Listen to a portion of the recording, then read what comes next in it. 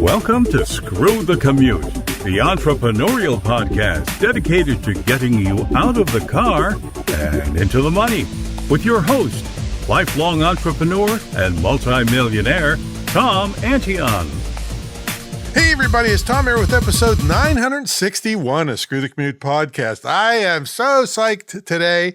I'm with my old buddy, Mike Stewart. And we go way back, at least 25 years that I can think of. Back in around 2000, he's the one that got me started doing audio stuff and taught me how to do it. He got the equipment for me, dumbed it down so a dummy like me could understand. and here we are again today, 25 years later. But we're going to talk, if you're a Beatles fan, you're going to love this. But even if you aren't a Beatles fan, or you never even heard of them, maybe you're 2 years old and never heard of them, this entrepreneurial journey for a product, it's technically a product, what we're going to talk about today, that Mike created out of nothing, thin air. So that's what we're going to talk about today. Now, hope you didn't miss episode 960. This was the final episode of my YouTube tips series, starting at episode 944 to 960. These were tiny tips that you could implement instantly that would totally, when they add them all up, transform your YouTube channel, get you way more views, way more watch time, session time, all that, those good things. Anytime you want to get to a back episode, you go to screwthecommute.com/ and then the episode number. That series started on 944 to 960. And today, I'm sure you're going to want to pass this one on to all your Beatles buddies. Hey, that's alliteration right there. Beatles buddies. This is 961. And also make sure you pick up a copy of my automation ebook at screwthecommute.com/automate free. And check out my mentor program at greatinternetmarketingtraining.com. Mike, what's going on, man? You know, I'm just enjoying life. The clock keeps ticking and, I can't stop that. So I better not waste a day. I just, I want to get up every day. I'm grateful for the day, and I love doing it. The reason I moved to Nashville, Tennessee 8 years ago is because I got back to my creative side of making music. And, but also I like marketing and making money.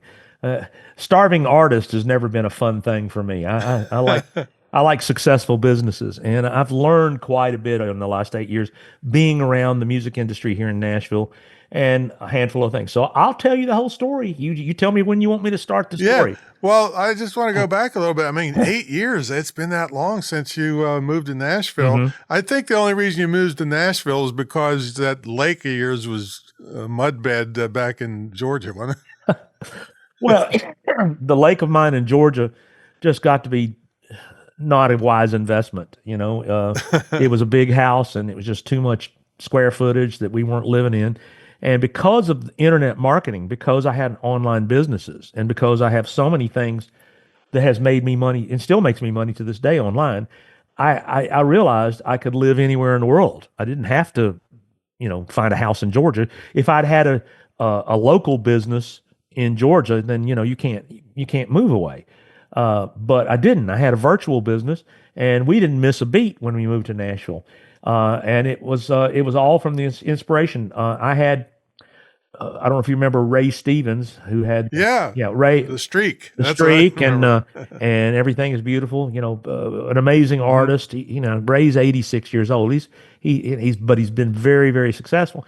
And there's a lot of stories about Ray that maybe I'll interject here. But 10 years ago, I was doing consulting, YouTube consulting for Ray. And in fact, I have to tell you this funny story. I'm in a meeting with Ray, and he says, explain to me, Mike, why in God's name I'd want to put my song on YouTube. And I said, for traffic. And he says, oh, no, I don't want traffic. Have you driven around here? So that's a true story. I said, no, Ray. Traffic is people finding you, and then you direct them to things that make you money. It's a real simple principle. So anyway, he had some viral videos that were very successful. He set up monetization in YouTube, and this is 10 years ago. And Ray, at a lunch, he said, there's a lot of people around here who could use what you know. He said, they just don't know this stuff. And he said, but I'm going to tell you something right now. If you don't move here, you're never. I said, well, I can work with people anywhere in the world. I don't have to move to Nashville to work with people in Nashville. He said, no, you got to live here. So I told my wife, we were up here. This really ties in. We were up here seeing Paul McCartney at a concert that day that we had to lunch with Ray. And on the way back, I said, I want to move to Nashville. I want to be around the music industry again. I don't know what I want to do. I just know there's the music industry that I remember in Atlanta that has been gone forever, and it's in Nashville. And I want to go up there and just get in the thick of it and find out, And reluctantly, she said, "Okay," because I basically said, "I'm going, so you can either get in the car or you can stay here." And it's the best decision I ever made because everything I came up here intending to do, I didn't do because sadly, the music industry is still confused about the internet. But I ran across things that couldn't have happened without being in Nashville.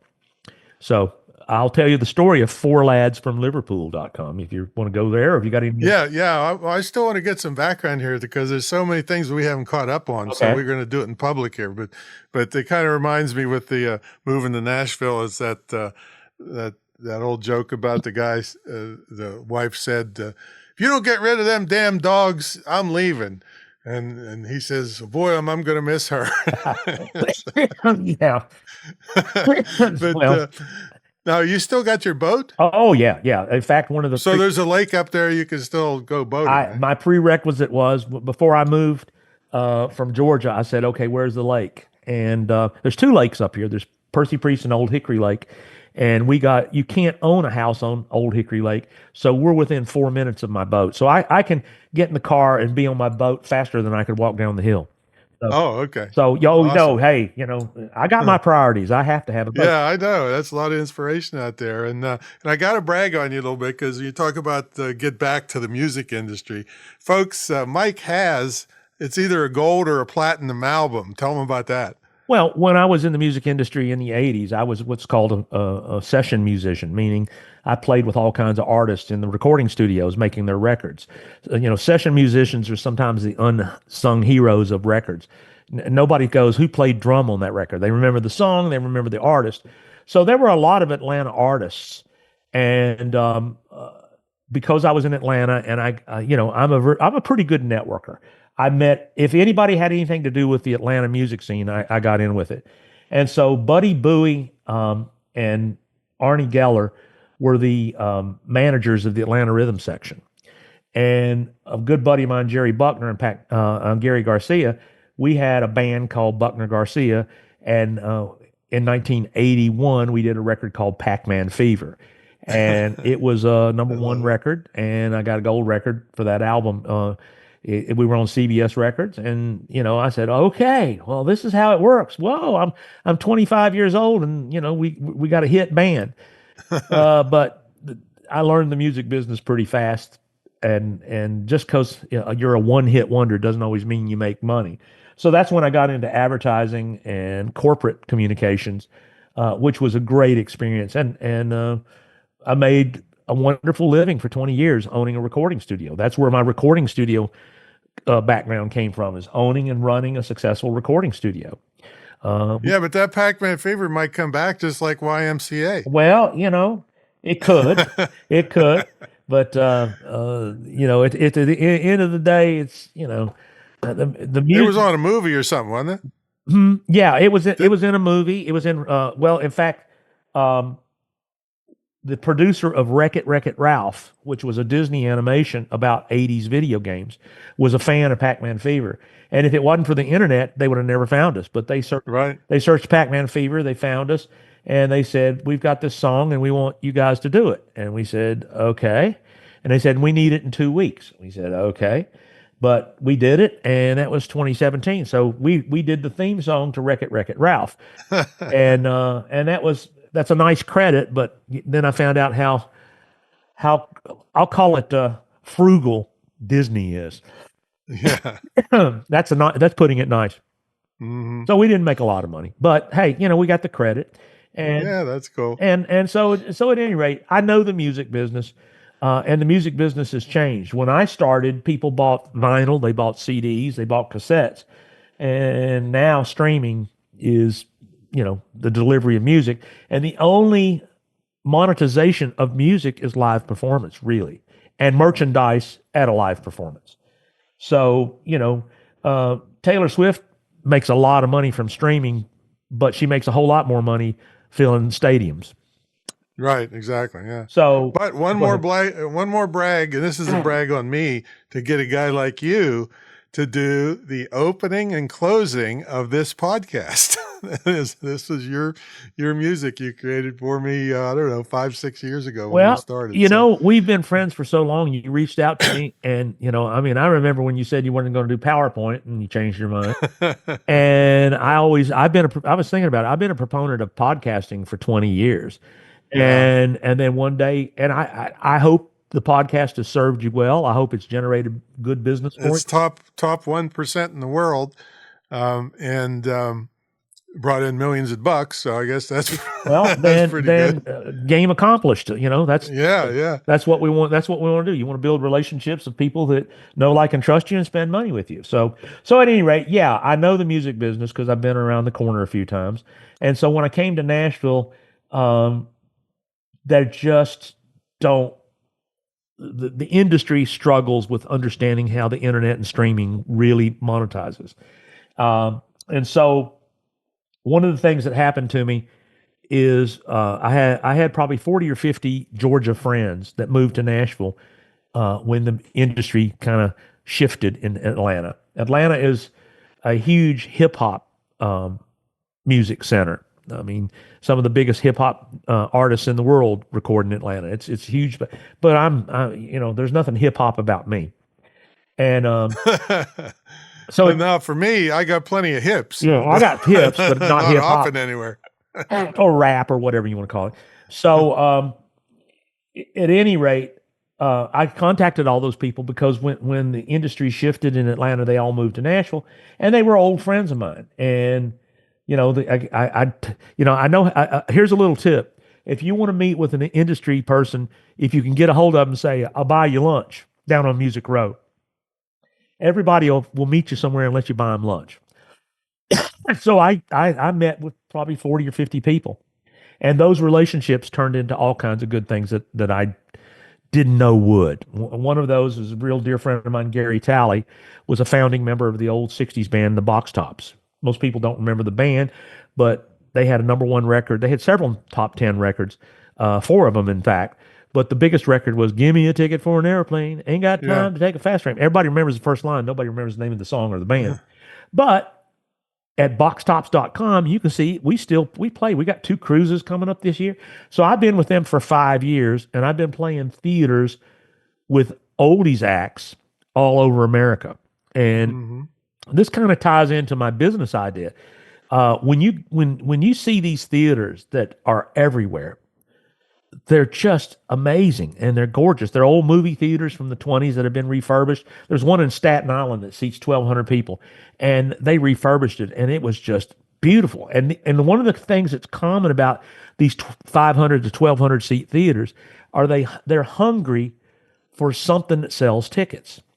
So pretty much half of what they book in those theaters is tribute bands. Now, you know what I mean by a tribute band? Well, tell everybody, yeah. Okay. Well, the Eagles are playing the Sphere in Vegas, and they're selling 20,000 tickets or whatever, how many ever seats the Sphere holds. But the Eagles can't play this beautiful theater in Staten Island because they can't make enough money. So they'll have a band that calls themselves the Eagle Maniacs or California rock or something. It'll be something relative. In fact, I'm in a tribute band here in Nashville called Twilight Train, which is a Neil Diamond tribute band. Tribute bands are popular all over these theaters.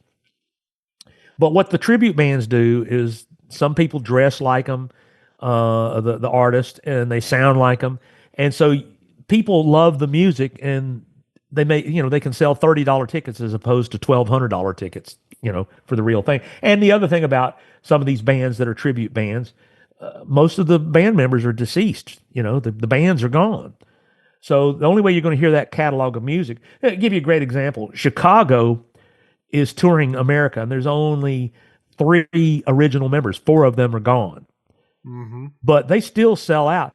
But there's a band called Leonid and Friends that's people have said is even better than Chicago, and they fill these venues that want tributes. So if you want to hear Chicago catalog done perfectly, it's a Russian band called Leonid and Friends.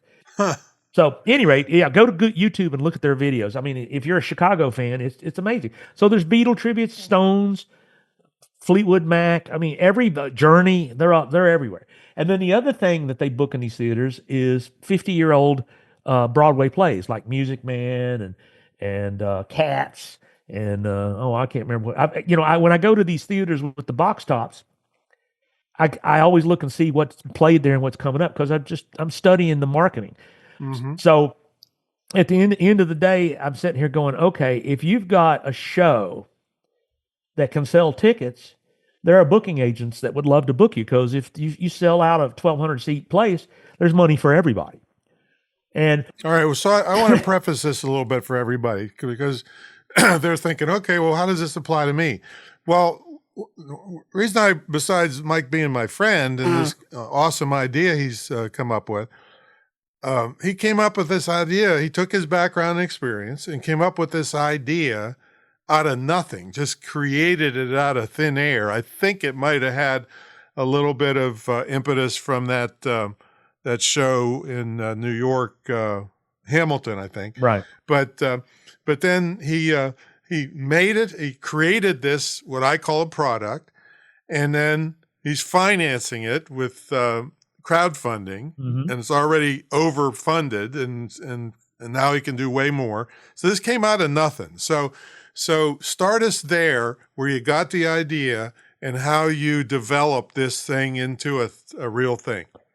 Well, it's called fourladsfromliverpool.com. Yeah. Write that down, folks. Now, F-O-U-R, lads from Liverpool.com, obviously a reference to Beatles. Absolutely. I saw a market. I saw a tangible live performance market. And I'm a huge Beatles fan, and I know more Beatle trivia than you got time to listen to. And everybody that does Beatle tributes just dress up like the Beatles and play Beatles songs, and they're very popular. But I was listening to a Netflix documentary on Lin-Manuel, and he's the young man from Puerto Rico that wrote Hamilton. And he was saying he read the biography of Alexander Hamilton, and he said, I believe that'll make an amazing rap, hip-hop musical.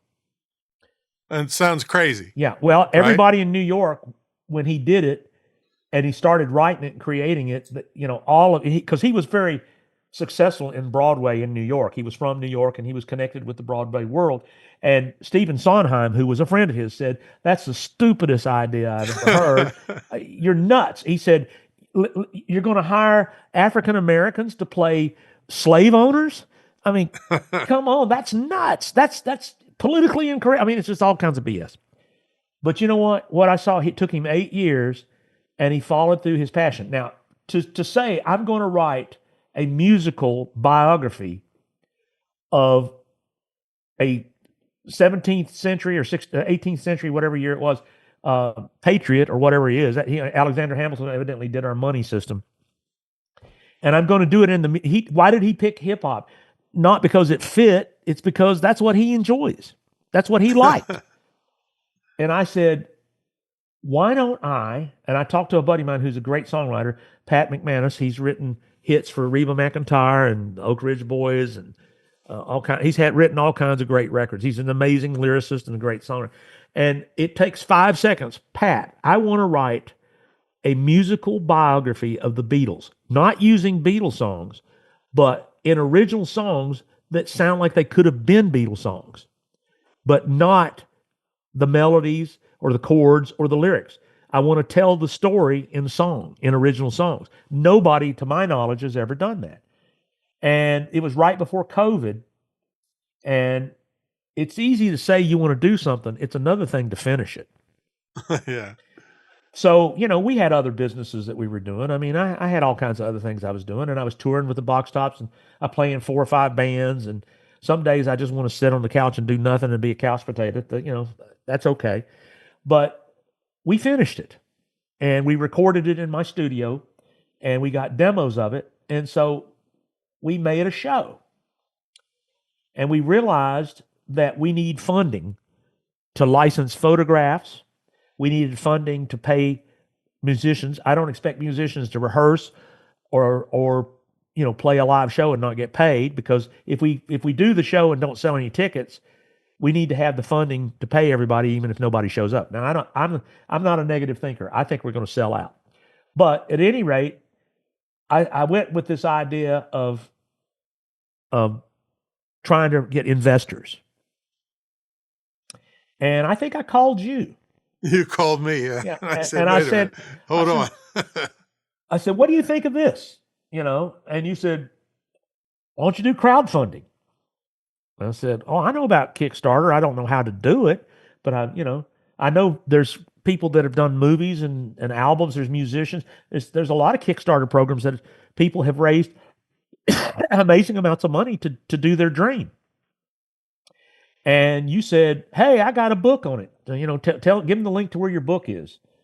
Yeah, I don't remember offhand. Oh, okay. I want to concentrate on this. Yeah, they can email me if they want to get the book on how to do this. Yeah, I wrote this a long time ago, but yeah, I thought that's going to be a much better way than just trying to get individual investors.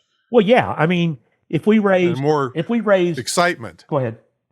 Yeah, more excitement, more people involved to spread the word for you and all that. Well, and that as well, and more importantly, the Kickstarter people have no ownership in the project. They're just supporting it because they like it and they believe in it. Right. And so there's no guarantees, but the fact that you shared with me crowdfunding, I said okay. And so the marketing lesson here is, I found a market.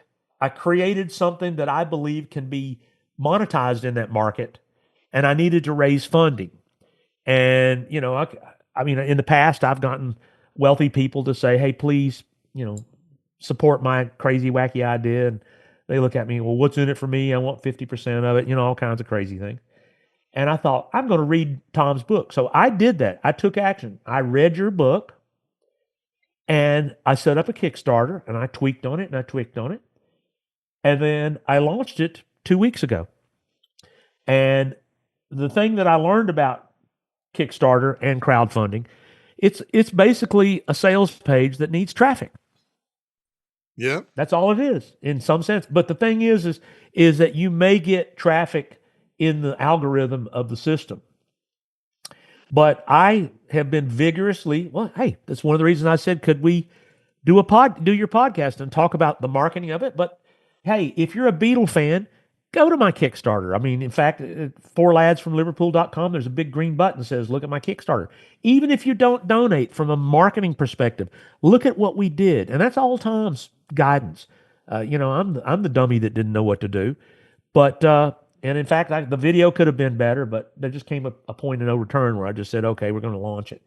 And we've already reached our goal. And so we still got another 6 weeks, because we figured, okay, if you reach your goal, make a new goal. So we're trying to get even more money, because last I heard, more money is better than less money. Yeah. Well, see, with Kickstarter, if you don't reach your goal, you don't get anything. Right. It says it's an all or nothing fund. Yeah.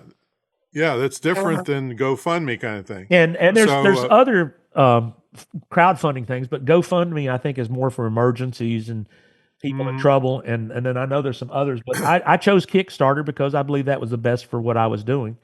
And I got approved in it, and it's working. And so our goal is to get our money, which we're going to get as much as we can.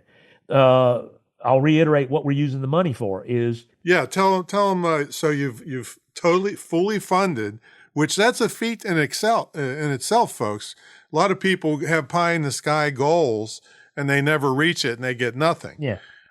So he had a reasonable goal based on the money that he needed, and then he exceeded that almost immediately. And so now that's called overfunding. Right. And now he can do more and more stuff, which he's going to tell you about for this particular project. But you would think about, well, what can I do with if I had more money? But you don't go for enormous amounts pie in the sky in the beginning, and you don't get it, and then you look bad, and the whole thing falls apart. So this was a very strategic thing that he did. So what are you going to do since you've overfunded? Well, the musicians, of which there are 6, are going to be $4,200. That if we sold no tickets, that will pay all the musicians for rehearsals and performance. Mm-hmm. So now the other thing is we need images of the real Beatles. And I went to Getty Images, and they're anywhere from $200 to $400 an image. So if I can get them down to $200, I could probably use 100 images, but 100 images times 200 is $20,000. Right. Yeah. So we're gonna do the best we can with the more money we get, we're going to get the most amount of images licensed. Was that for a certain time period? No, we want to license it for what's the word? Forever. Permanent. Okay, got it. And the people that make documentaries, what's interesting about Getty Images, I mean, there was 38,000 pictures of the Beatles in there. And so I learned about Getty Images. You create an account, you create what's called a board, and you just look at images, and then you earmark it, and then it builds you a purged amount of images, and then you get a sales rep who will try to get you the best deal, because you can get a deal on a group of images. So the more money we make, the more images we can get, and then we probably need at least another $3,000 or $4,000 for advertising. But are these going to be like projected behind you while you're doing the show, or what are you going to do with them? All of these theaters have big monitors. Like when I played the one in Staten Island, in fact, at my Kickstarter, I have a picture from the stage of that venue. And the reason I know is in the box tops, I created videos that play above the band during the songs. So all of these theaters have video monitors above the band or to the left and right of the band. So if you go to concerts today, like I went and saw Chicago, they have a huge monitor behind. I don't know if they bring their own monitor, but they have video production that is in sync to every song they do. So the reason we're doing the original guys behind them, or do what? Not? Are they projecting the original band? Well, yeah, they'll have them, pictures of the original guys, and they like a montage kind. Yeah, they'll do a montage, and they'll show them 50 years ago. That's what we do with the box tops. I mean, we've got pictures, people have taken from the audience where they see the founding members today, and they look at them when they were 18 years old up on the screen, and people love having that. And so what I did with the videos that I'm producing is we wrote 17 original songs, but sandwiched between each song is the actual history that sets up the song. Mm. So in other words, if you're not a Beatles fan, if you listen and watch everything, you will understand the history. I'll do it briefly here. Like in 1964, the Beatles played the Ed Sullivan Show, and they flew back from New York to start shooting A Hard Day's Night. And they took 3 months to shoot it, and they didn't have the money for color, so they shot it in black and white. And then the movie was a huge success, so they said they wanted another movie. This time they had a budget for color, and it was going to be called 8 Arms to Hold You, but then at the last minute they named it Help because John had written a song called Help. And so the Beatles made movies, the fans loved it, and then they did a few video projects afterwards, but they never made a feature film again. So that's kind of told in the story that shows, but the pictures that I'm using are all AI because I refuse to steal pictures. Right. And you probably could get, get away with it. But, I don't ever want somebody coming back and having proof that we stole pictures that we didn't have the license to. So AI made some amazingly good photographs. And there's actually some of the AI photographs that we'll be able to use. I went into Canva. You can put in a prompt and it will make a what looks like a real photograph. I said, make a Wow. photograph of the front of Carnegie Hall in New York City. And the image it made looks like Carnegie Hall. So why would I license an image of Carnegie Hall when the AI one looks great? Tell him to make a photograph of Tom Antion skinnier and buff. See, it probably starts smoking. So at any rate, we'll see what budget we get, and then we'll, as the show performs in theaters and we get feedback and we know we got something that people enjoy, then we'll invest money back into it and get more photographs and more staging, and the show can launch the first phase, but we can keep making it better and better and better. Right. And ironically, here in Nashville, there's an organization called the International Entertainment Buyers Association. So in October, all the buyers and all the theaters come to Nashville looking for shows to book in their theaters.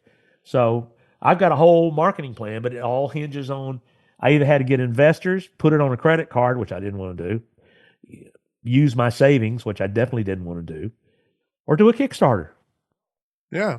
And so on this Kickstarter, crowdfunding normally has what they call perks. Mm-hmm. So do you have perks attached to this? Oh, absolutely. Four Lads? Kickstarter calls Tell them them about rewards. Yeah, rewards, right? And so, like, for $20, it's interesting. Some people just put in an amount. I've had people put in $500, people put in $100, people put in $20. But one of my perks is if you want downloads of all the songs, it's $20. If you want a ticket, it's $40. If you want 2 tickets, it's $100. If you want a T-shirt and 2 tickets and all the download, so you keep stacking the rewards. Mm-hmm. We have a reward that's $5,000. It's 2 tickets and a plane ticket and hotel to Nashville and a weekend with us taking you around Nashville to all the fun stuff. Wow. So you plan on rolling it the first out in Nashville? Yeah, I mean, because we know we're already there's theaters. Yeah, it keeps the cost down because the travel and all that. Well, one of the challenges with the box, this being in the box tops, I learned this business. I mean, when we're playing in Chicago February 7th. I know I'm dating the podcast, but that's February 7th, 2025. So if you hear this later, that's when we're playing. Well, you got 5 guys, and the plane tickets average $300 to $400. So that's round trip. Yeah. So $400 times 5. So you got $2,000 in plane tickets, about another $1,000 in hotel, another $500. So next thing you know, $5,000 of your budget is going towards just getting there.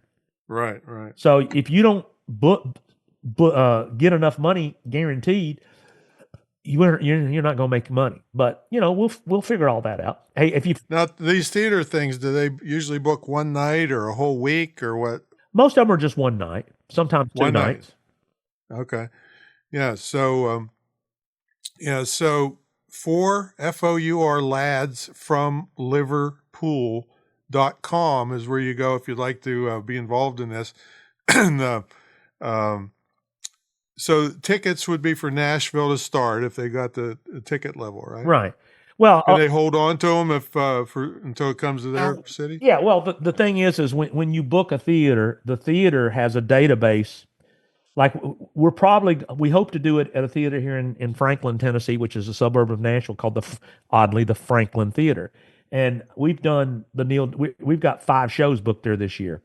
And so they take a percentage, but they have a database, and they put you up on their website. They have patrons. There's these theaters all have members and patrons that pay. They support the theater, but they get to go to all the shows. I see. So it getting back to the music business, you build a show that people want to see. There's money to be made. That's what it boils down. What's that place in Missouri that all the old time guys get theaters there? That's a big tourist attraction. Branson. Branson. Yeah, is that a possibility, or Possibly. all those? Yeah. Yeah, The places are not the problem. The convincing that you have a show that'll sell. right. But if you play a handful of theaters, we would probably start out with theaters within driving distance to keep the travel costs down.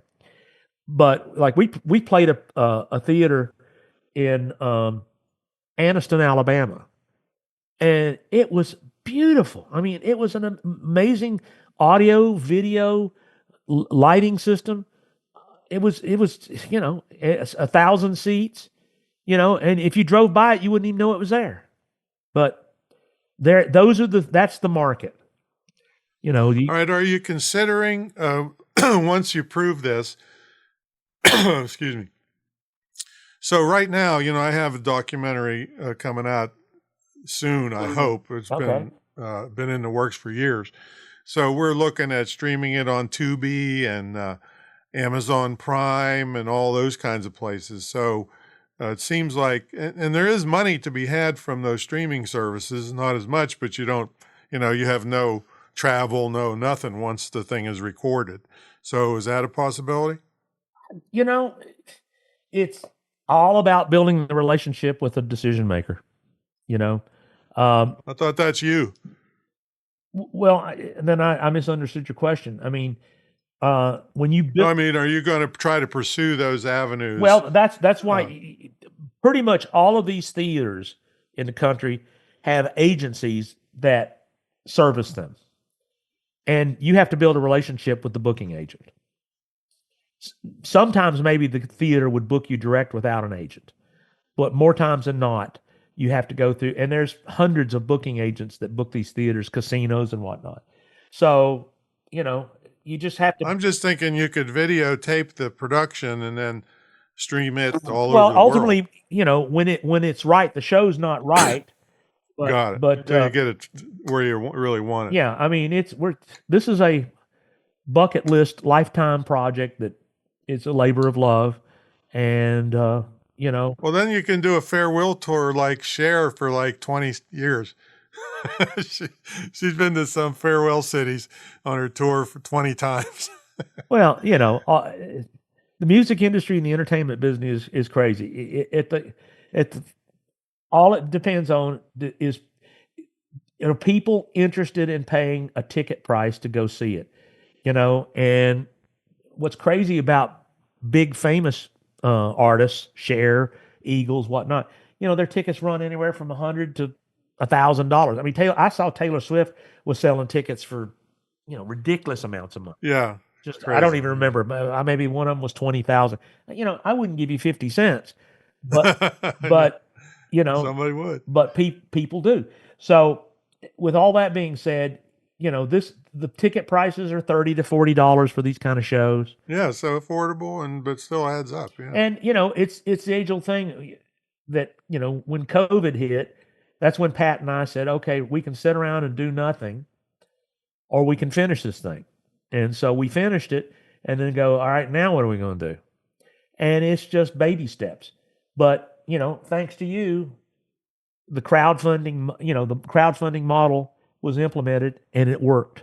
And it's still working. I have to say, I was the first contributor. As soon as I saw it, well, bam. and I sent you the link, and yes, you were the first contributor, and I'm very grateful for that. Yep. See, I got that okay, there you go. One spot. You can't expect the internet to do your work. You have, I sent you a link, maybe on text message. I don't remember, but I mean, I'm still not done. But for a marketing lesson, go look at the Kickstarter page. I'm not saying, that I expect everybody to go there. Study what we're doing, and know that it's just direct response marketing, and it's utilizing. I could have sent people to a website, but Kickstarter keeps me legal, protects. Plus, it's got its own credibility, and it's got its own market of people that just look for projects that they want to support, even if they never heard of you. Right. So if you go to Kickstarter and put in the word Beatles, we're the number one project for Beatles. So that I'm pretty happy about that. And so there you go, folks. He created this out of nothing with his background. He just saw an opportunity and took steps to create it. And it's, I can't wait to tell Hamilton to go pound sand because Four Lads is kicking it out of all the theaters. So there's room for him, Yeah, okay. We'll let him come in. Maybe a warm-up act for you guys. Yeah. So, Well, I've got other ideas, and in fact, I have more shows. So I'm learning this process. And yeah, you do this one, then the next one will be easier. yeah, I mean, we've got Pat and I have a whole nother show written, and I have another idea for another show. So the thing is when you build something that sells tickets, the songs are not famous, but the story is. So people who are Beatle fans, they've proven they love the story. That's why when the Disney Channel put the rooftop concert called Get Back with Peter Jackson, I mean, Beatle fans went nuts. I mean, it was 30 days of their story, and people watched 8 hours of them doing what they loved. And I watched it 3 times. Why? Because I'm an obsessed Beatle fan. Yeah, that's for sure. You've been talking about this ever since I knew you. Yeah. And you're going to have merchandise after a while? Absolutely. But we have to get through the first steps. So Got it. Yeah. Got it. Oh, absolutely. All right, everybody. So a great episode. We've been doing like a lot of YouTube tips lately, but this is a completely different thing. But it's inspiring to see somebody. I mean, me and Mike aren't spring chickens, but still creating things out of nothing. And this is a great project already. No matter how big it goes, it's already a very, very powerful, good project. So go to FOUR lads, LADS from Liverpool .com and check out the Kickstarter campaign. And Mike, thanks so much for catching up with me, man. Hey, I enjoyed it as always. Thank you so much. Have a great day, buddy. All right. We'll catch y'all in the next episode. See you later.